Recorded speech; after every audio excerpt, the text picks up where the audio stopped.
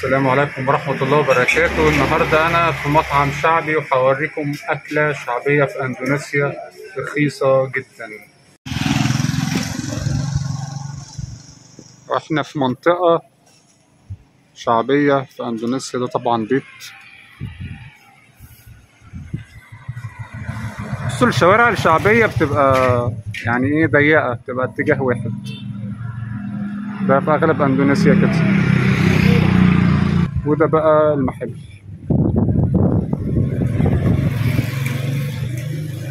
ده المكان مكان بسيط جدا، طبعا شايفين القعدة عبارة عن دكة. انا هشرح لكم بقى الحاجات دي كلها. طبعا دي النودلز، هو المفروض احنا هنجرب النهارده نودلز بالفراخ. اللي على اليمين دي اللي هي بيتم استخدامها في الاندومي، اللي على الشمال دي برضو نوع من انواع النودلز.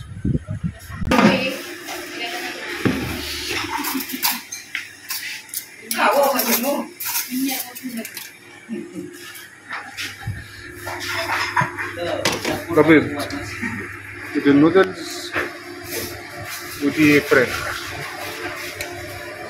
وده بقى باكسو. ده هنشرحه لكم دلوقتي، هشرح لكم دلوقتي الحاجات دي كلها عبارة عن ايه.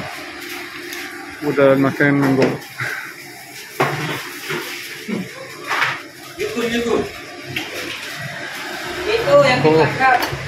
كيف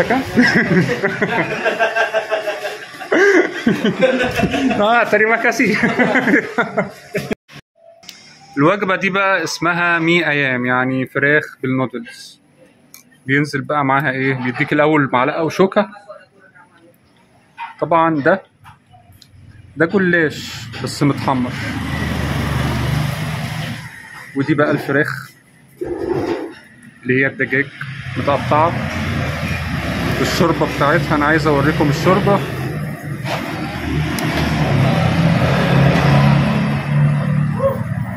دي الشوربة بتاعت الفراخ، دي خضروات، ودي بقى النودلز. انت كده معاك بقى ايه، نودلز وقطع دجاج وخضار وشوربة. وقلنا ده عامل زي الجلاش زي ما قلنا. ده بقى اسمه باكسو. الكور دي اللي اسمها باكسو دي برضو يعني أكلة تانية شعبية بتتقدم لوحدها أو بتتقدم مع الأكلة دي. أنا طلبت الفراخ بالنودلز مع الباكسو. بتبقى عبارة عن لحمة سمك، لحمة فراخ، أو لحمة عادية. بيمسكوها كده وبيفرموها وبيعجنوها وبيحطوا عليها نشا ودقيق، وبعد كده بيقوموا سلقينها. بعد ما بتتسلق بيبقى هي كده استوت. وبتتعمل بقى بكذا طريقة. في بقى ده نفس الأكلة بس معاه إيه، رجلين فراخ.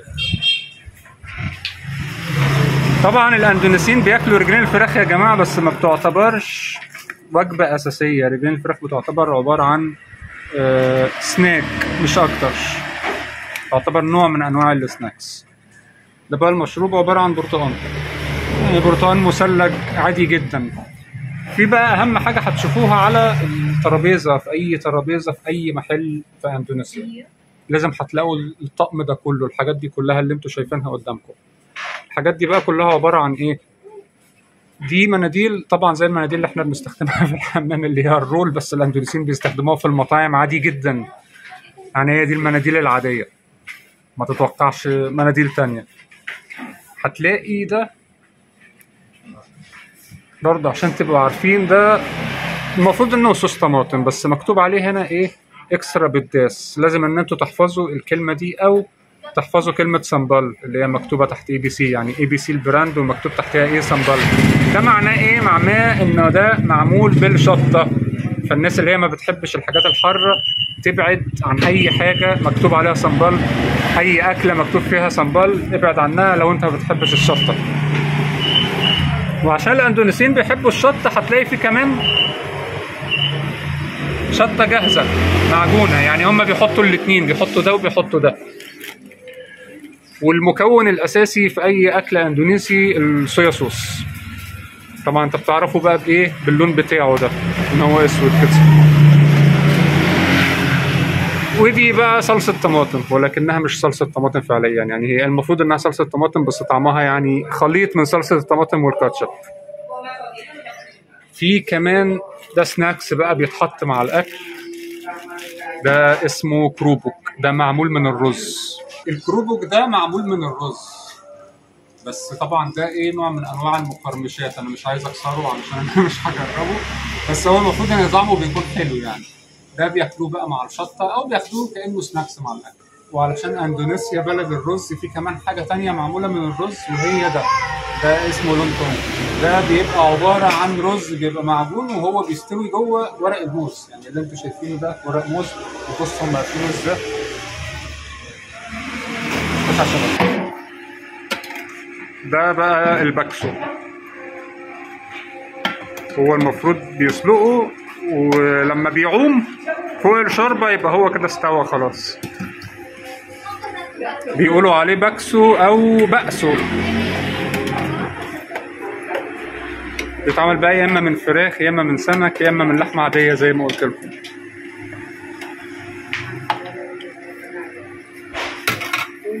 طبعا بيطلع بقى أحجام مختلفة، يعني ده خلي بالكم الباكسو ده كبير، إنيان بصار ده الكبير، ده أكبر حاجة دي. وده توفو بقى على فكرة، اللي جوه الأصفر ده توفو، ده الأكل الشعبي الأندونيسي. تريما كاسية. انت تاخده بالشوكة كده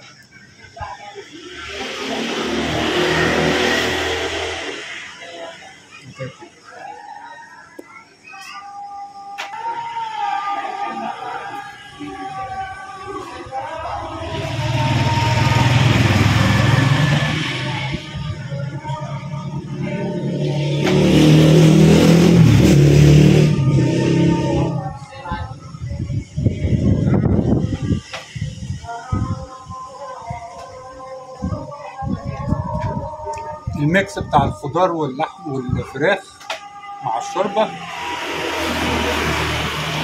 يخلي النودل طعمها عبقري بصراحة. الأكل الأندونيسي مميز بإنه البهارات اللي فيه، فأنا دلوقتي أنا دقت من غير البهارات، المفروض بقى أنا هزود الحاجات اللي إحنا قلنا عليها دي. احنا هنبدأ بقى بالصويا، نحط شوية صويا كده، بس الصويا أنا مش بحب أزود فيها لأنها بتغير الطعم بتاع الأكل. وحبة طماطم،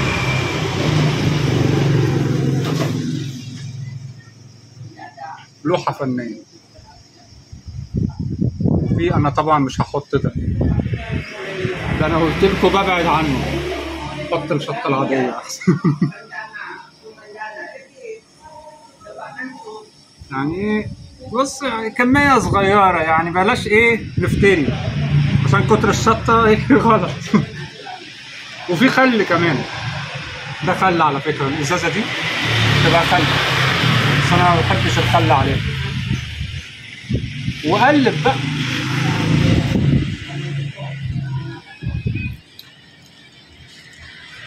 قلب بقى كله مع بعضه.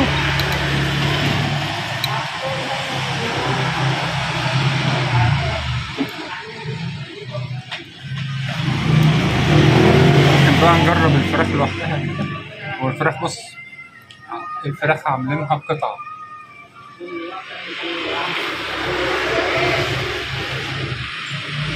الطعم خطير بصراحة والسعر رخيص.